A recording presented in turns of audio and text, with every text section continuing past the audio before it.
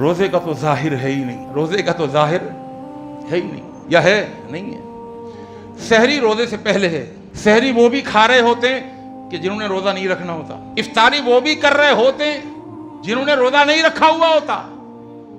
افطاری روزے سے باہر، سحری روزے سے باہر، یہ جو درمیان کا ٹائم پیریڈ ہے یہ روزہ ہے۔ اس روزے کا ظاہر کچھ بھی نہیں ہے، باطن ہے۔ یہ جو باطن ہے باطن کے ساتھ فائٹ کرتا ہے، یہ خود باطن ہے نا پوری عبادت، یہ باطن سے فائٹ کرتا ہے، انسان کے باطن سے۔ اللہ اکبر۔ بلکہ میں اگر یہ کہہ دوں کہ روزہ اس کیفیت کے اندر اور روزہ اپنی اس خصوصیت کے اندر نماز سے بھی آگے تو غلط نہیں ہوگا، اس لیے کہ نماز کے اندر صرف 10 منٹ کی نماز میں 10 منٹ کی نماز میں یہ احساس ہوتا ہے کہ اللہ دیکھ رہا ہے۔ اگر سورہ فاتحہ نہیں پڑھوں گا اللہ دیکھ رہا ہے، تسبیحات نہیں پڑھوں، 10 منٹ کی ڈیوریشن۔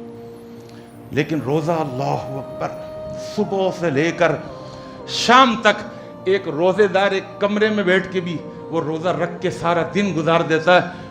تنہائی ہوتی ہے، خلوت ہوتی ہے، اس کی خفیہ زندگی ہوتی ہے، پرائیویٹ لائف ہوتی ہے، کوئی نہیں دیکھ رہا، مشروبات بھی ہیں، معقولات بھی ہیں، پیاس بھی بہت ہے، بھوک بھی بہت ہے، لیکن اللہ کی قسم وہ ایک لقمہ تو دور کی بات، وہ ایک کھانے کا بھور اپنے منہ میں نہیں رکھتا، وہ ایک گھونٹ پینا تو دور کی بات، وہ پانی کا ایک قطرہ اپنے حلق سے اترنے نہیں دیتا۔ اور بھائی کیوں کوئی نہیں دیکھ رہا؟ وہ کہتا اللہ دیکھ رہا ہے۔